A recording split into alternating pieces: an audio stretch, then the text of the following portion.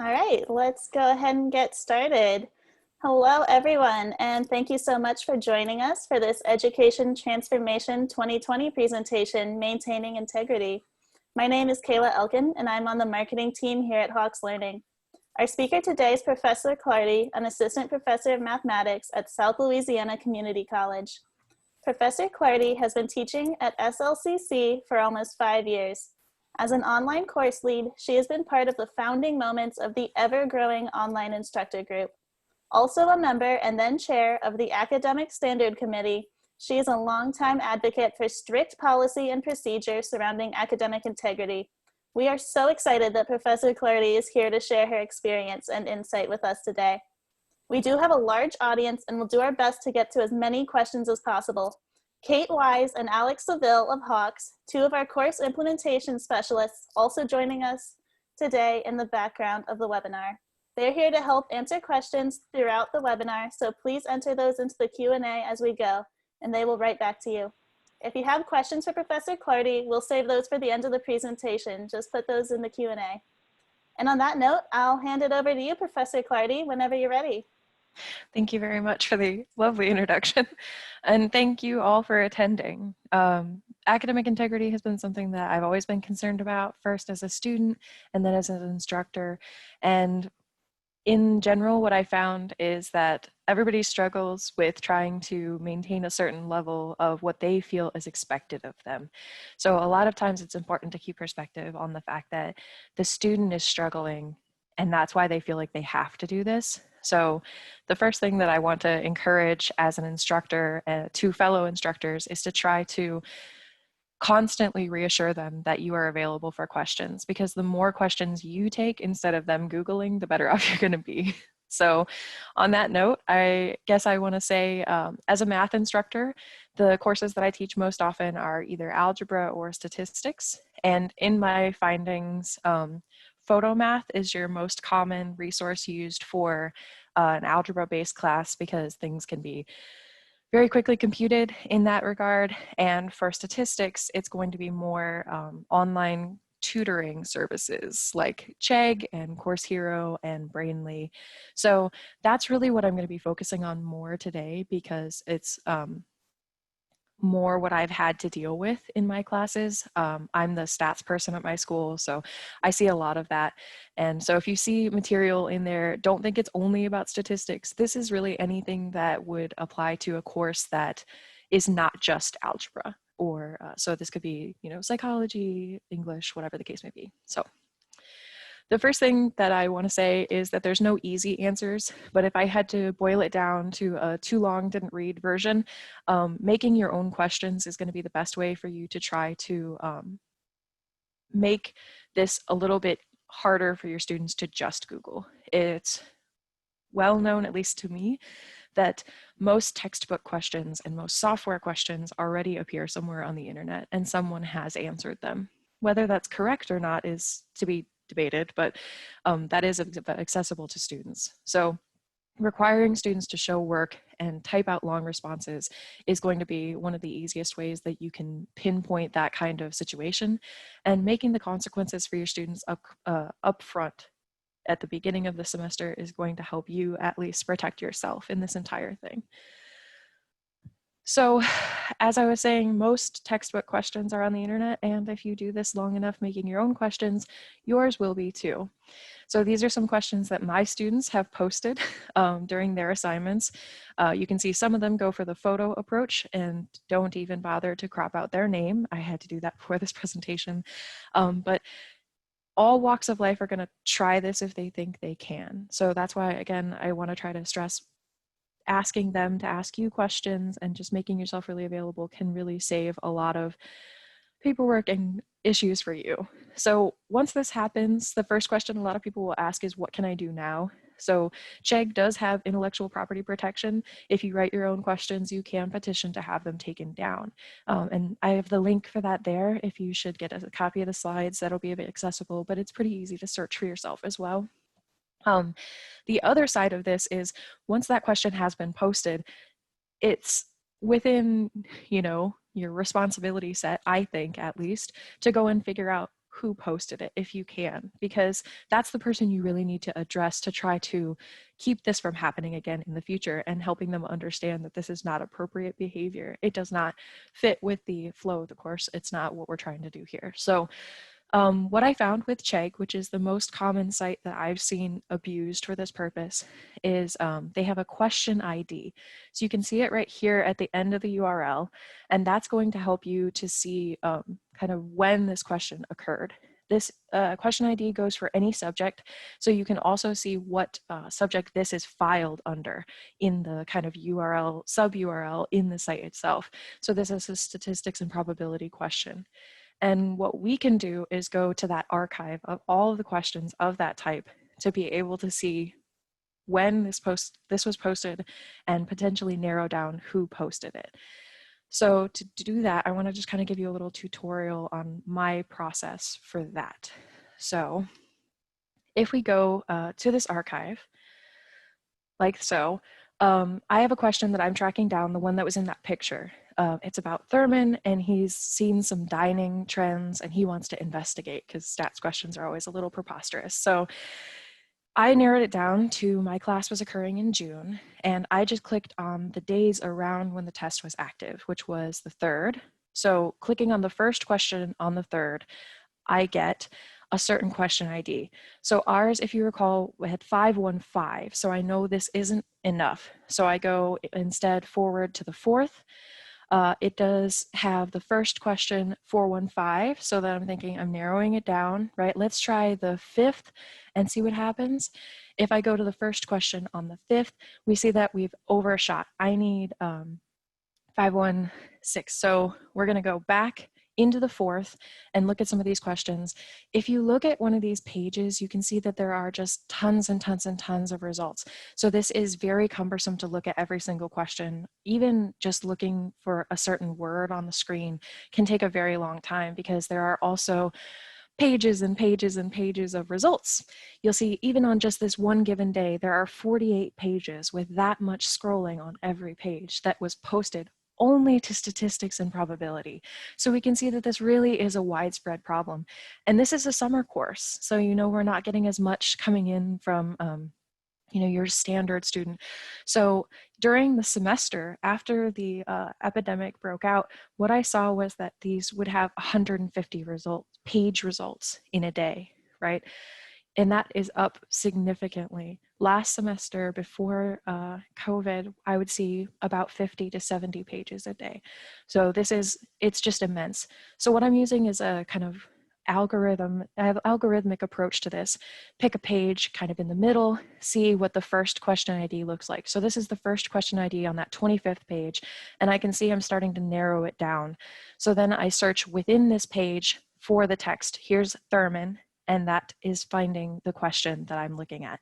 So now, because I know I'm on the 25th page, I know I'm about halfway through the day, and I can start narrowing down my list of people's tests that I want to open to see who had these exact values. And I know that sounds like a lot. So let's go back over to our slideshow here and talk about what you can do after that. So you've played detective, right? You found all the links, you went in your course software, you figured out who did this. And I know it gets to be a lot, but the more you do it, the better you'll be. I've actually learned a lot of things since I started doing that. And prevention really starts to become your primary concern. So I tried Lockdown. It's a browser that's accessible with Hawks and works pretty well. However, I found that in general, it just keeps honest people honest. So use of a second device like a phone or another computer is still very easy to do with Lockdown. I found that it only decreased my number of students cheating by about 5%. So how I'm getting those percentages, for those of you who are also statistically minded, I look at my roster of students who took the course and participated, and I counted the number of people who had academic misconduct on their file at the end of the semester. So I'm disregarding severity or frequency of offenses. 26% of my class had a plagiarism or cheating offense on their file at the end of the semester without Lockdown. And with Lockdown, I still had 21%. So you can see that that's not a great improvement, but it is an improvement. Other things you can watch for if you're not super keen to, randomize your questions, things you can see would be timers. So if you look at a question, how long a student viewed that question can tell you a lot about what kind of effort they put into it. Things like photomath and mathway, those can finish a problem in seconds. It's going to be faster than you can do a problem, and certainly faster than your student can. Also, essay response questions.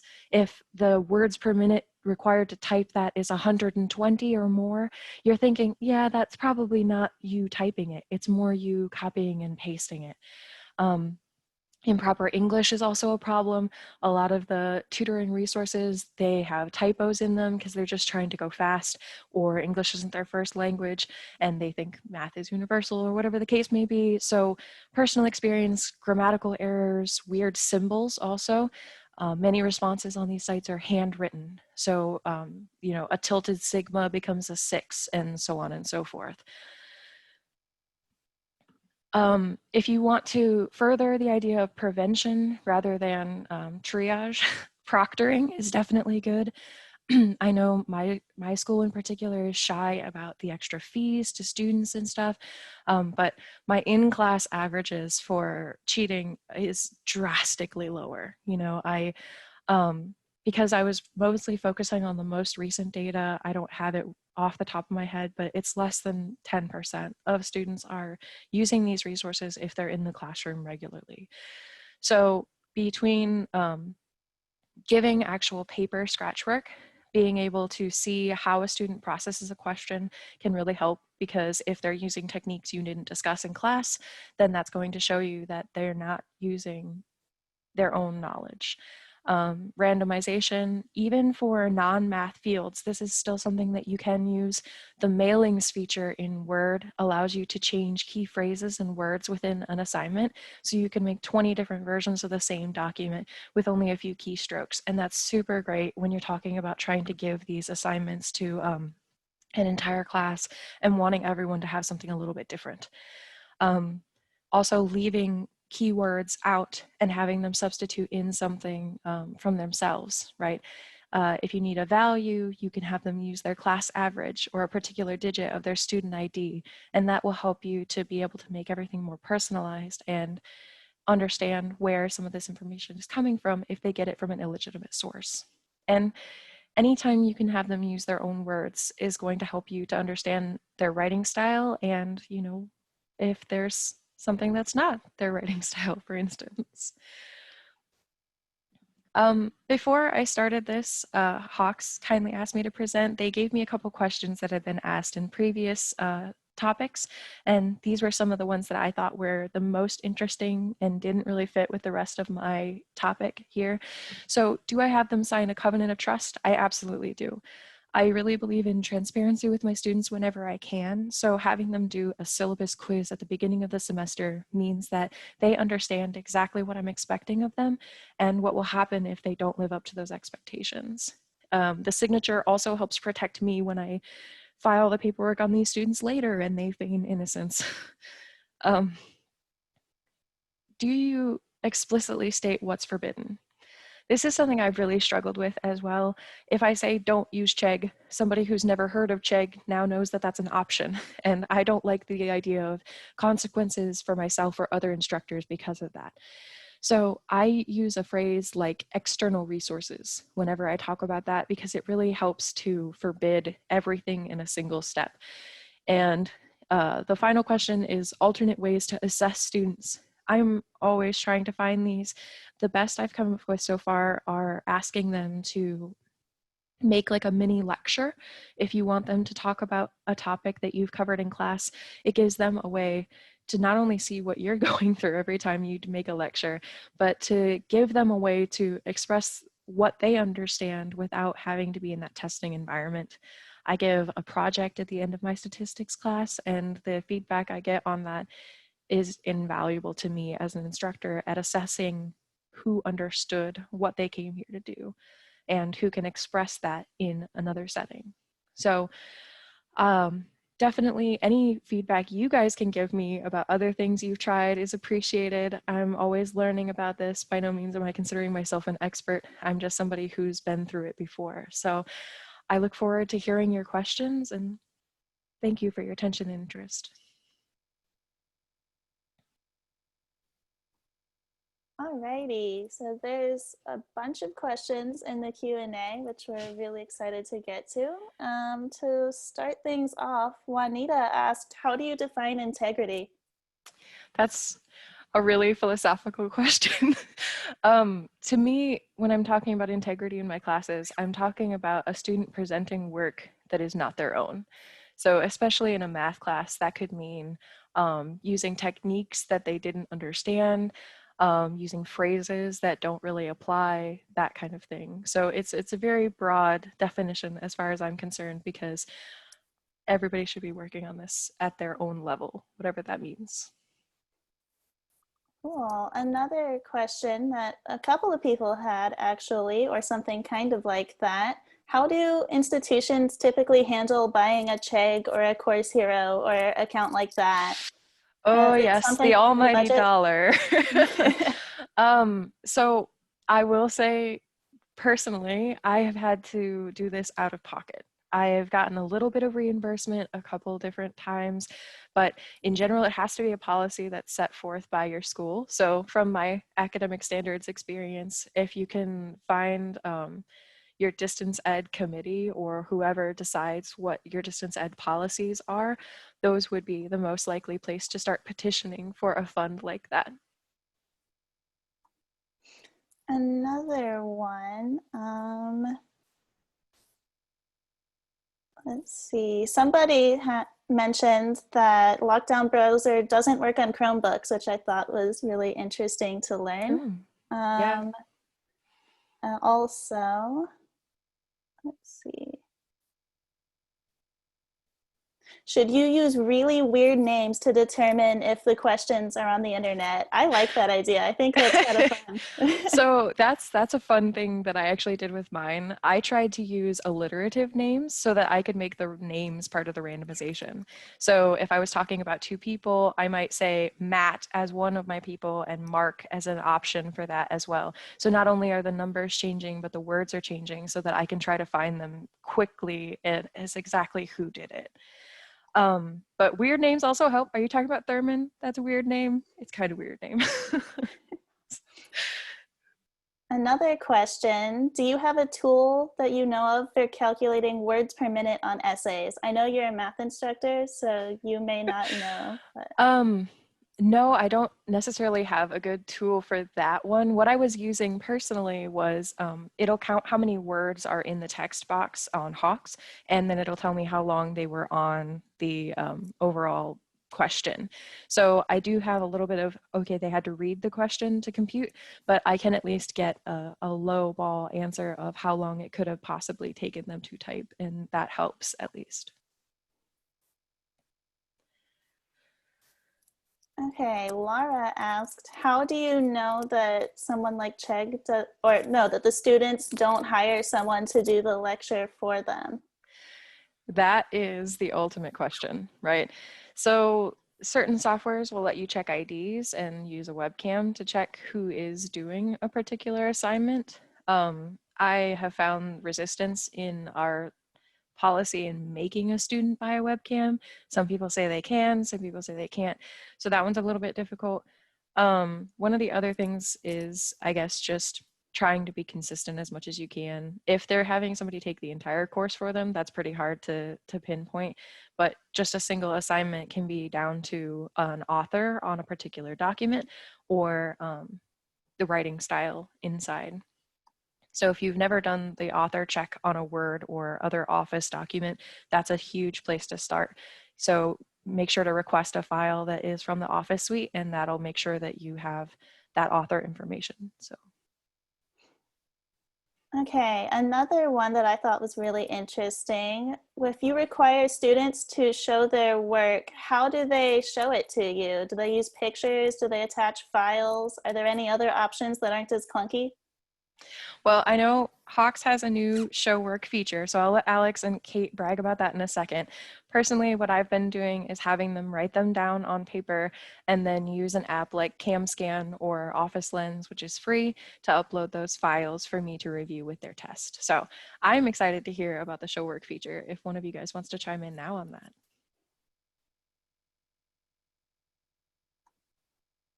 Yeah, I can speak to that. So currently our show work feature is in kind of a version 1, and it does allow a text response for students along with their answer to the question. So it's not a graded component currently, but does allow you to provide that space for students to directly either further explain how they got to the answer or whatever it may be.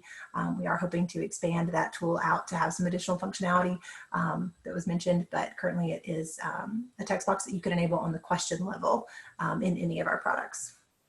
Okay, cool. And in the interest of full disclosure, I do make one of the questions on my exam be a direction statement that says that they have to put their work in order to receive credit for everything. That also helps encourage that kind of behavior. And I usually give them some random question to answer, like, what's your favorite color, in order to receive points for that question. So it's a freebie for them, and it's a benefit for me to be able to see their work at the end. All right, another question. How do your administrators handle people who cheat? Like, do you report it to the dean at your school?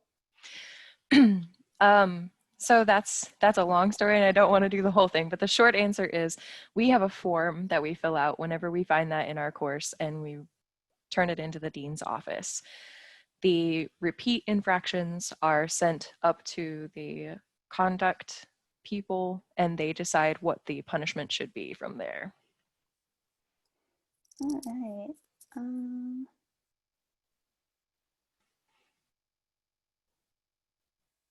Somebody said that I have students submit a photo ID as one of the first assignments that includes their name. Then when they do a video presentation, they must face the camera and introduce themselves. That's a good idea. Thanks. Lori asked, is Chegg like Turnitin?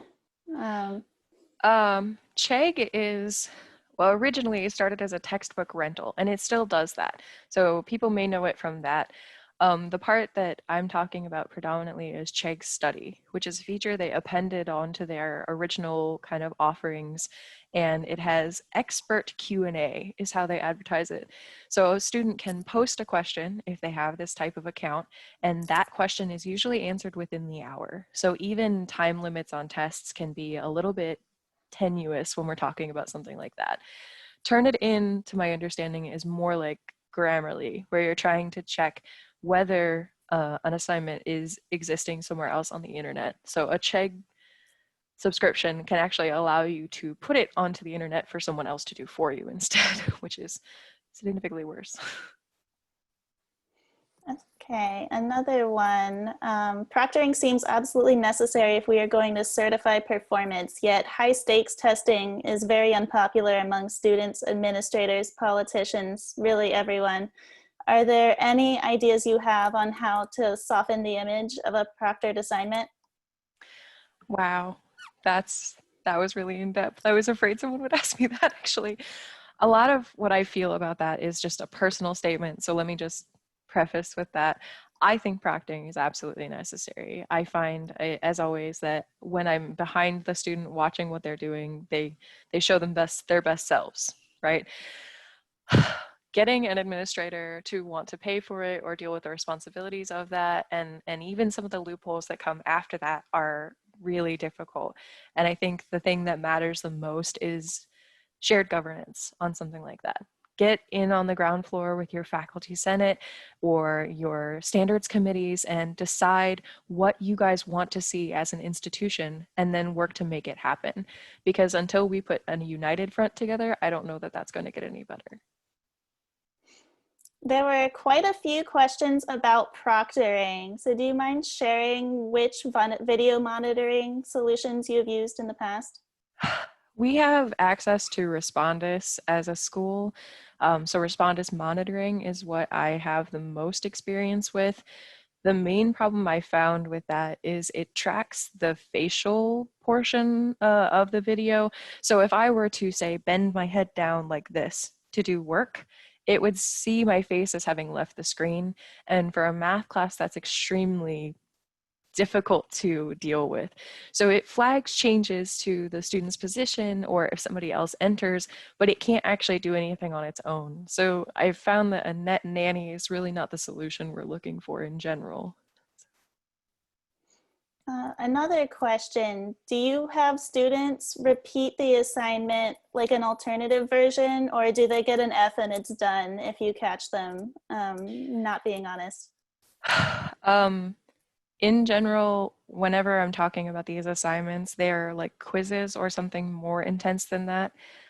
So I find that telling them that they can't do the assignment again is the most productive way to handle this.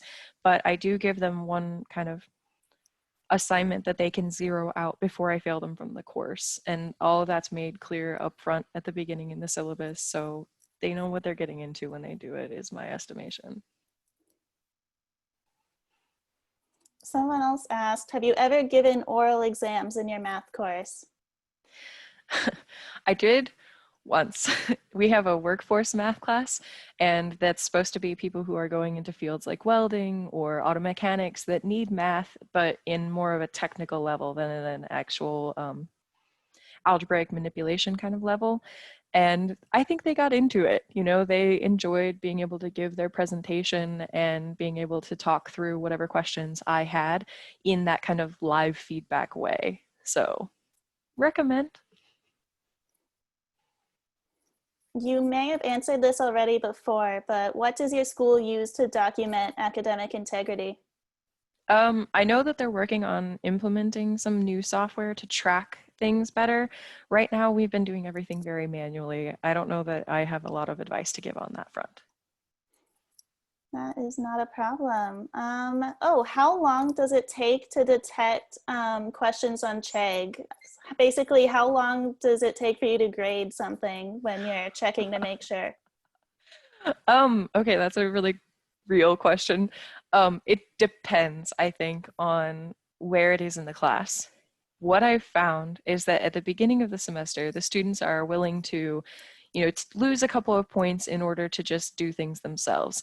But as they get more desperate, I guess, towards the end, I see a drastic increase towards the end where we're doing, I don't know how many of you are stats teachers out there, normal distributions and applying things and it's all very word heavy, right?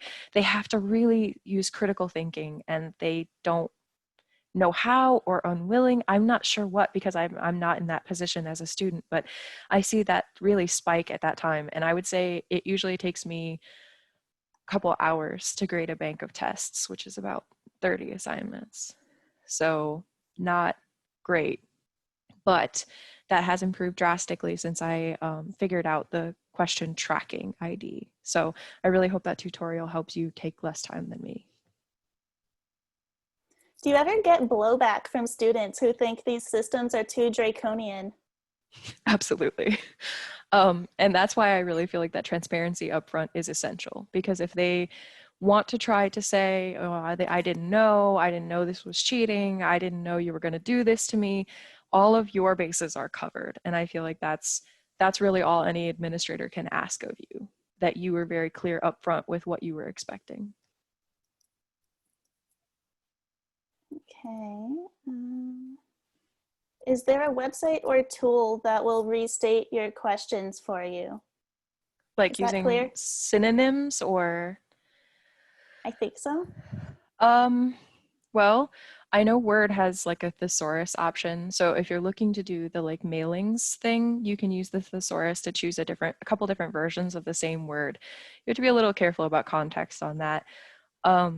Other rephrasing things that I would suggest would be to try to type whatever question you want first, and then type it again how you want to rephrase it, and see if Google gives you different results. That's the best way I found to try to preserve a data set, but rework the question. Do you have any experience or suggestions with using Zoom to proctor exams? I've heard of that just recently because this is all pretty new. some people say they have a lot of success with it. You know, making a student have like a mirror behind them or something will help them to get better feedback on what a student is doing. And some people have very positive feelings about that. From a student perspective, I've heard a lot of people complaining about the fact that they can't find a space like that in their house, that their teacher is being, you know, unreasonable. And especially people with like multi-monitor displays have a hard time complying with a lot of those demands. So I think you have to find that balance for yourself, what you're comfortable demanding and what your students can accurately provide for you. Once you find the question on Chegg, can you determine who posted it? I have yet to find a situation where I cannot conclusively prove who posted it because of the level of randomization and time tracking that I have. Partially due to Hawks, of course, got to give props where it's due. Do you give a time limit for them to upload their work? Yes. In order to not receive an angry email from me, they have to send it within 10 minutes of completing their exam.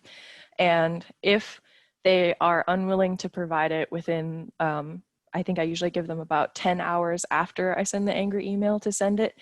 If they still haven't sent it at that point, I zero it out. I try to give them the benefit of the doubt as much as I can, but in general, if they're going to turn it in, they turn it in pretty quickly.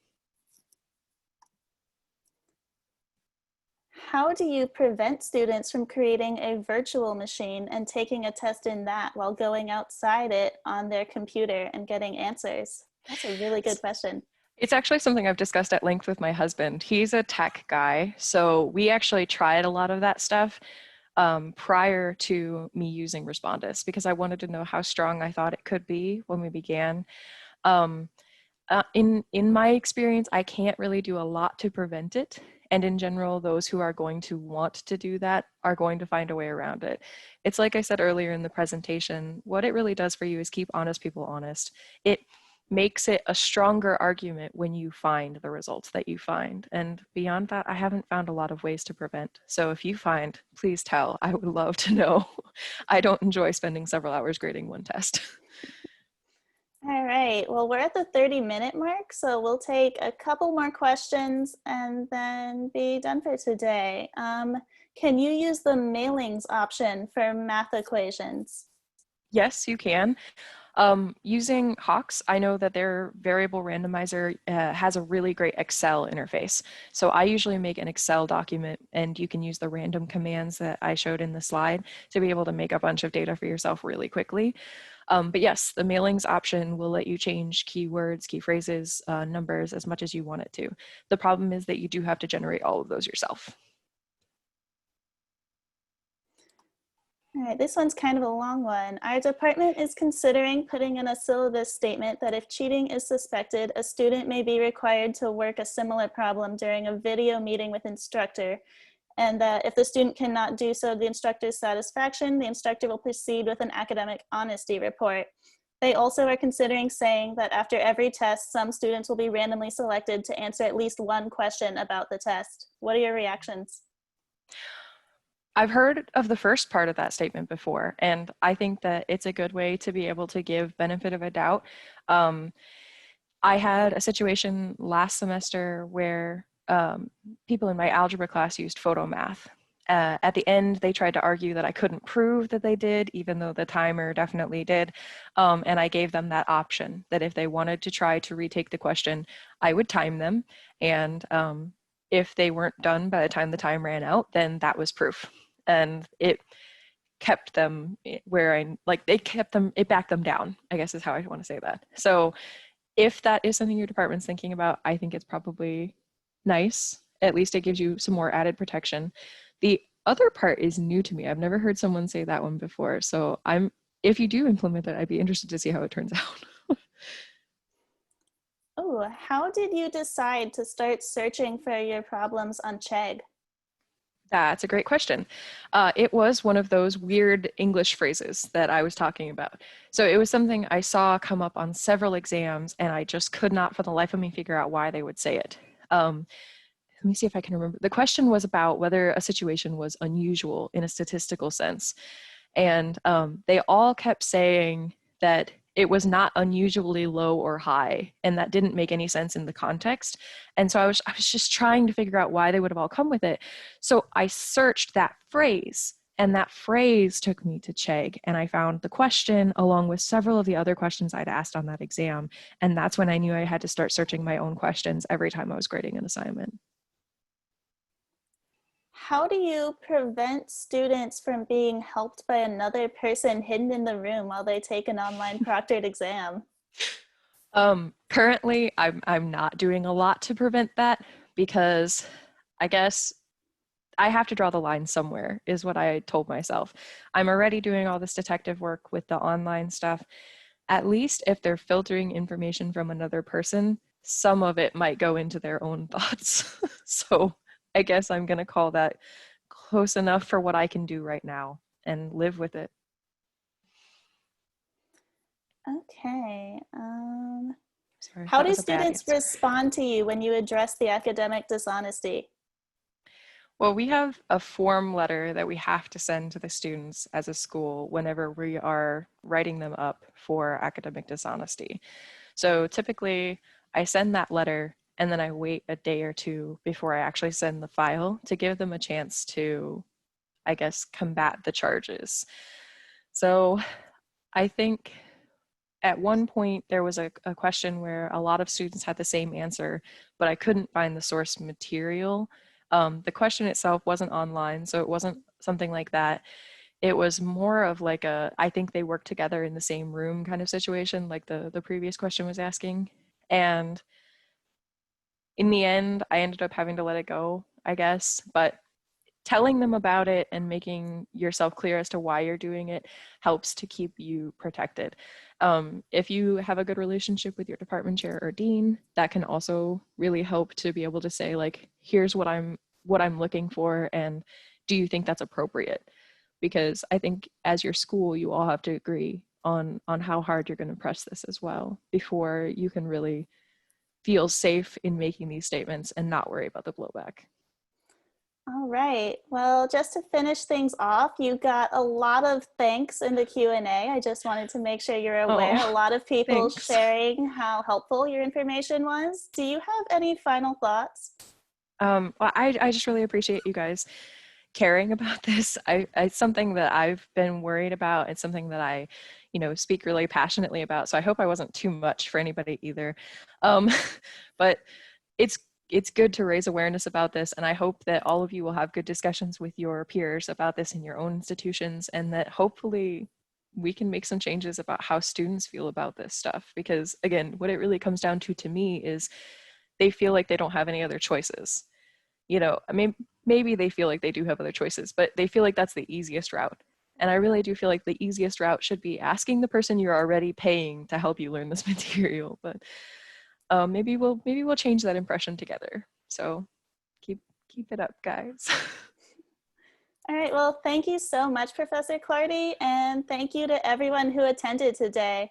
If Thank you you. have any other questions, please direct them to us at marketing@hawkslearning.com. We will be emailing you a link to view this webinar on demand, and recordings of past webinars can also be found on blog.hawkslearning.com. I hope everyone has a great rest of the day. Thank you so much. Thank you.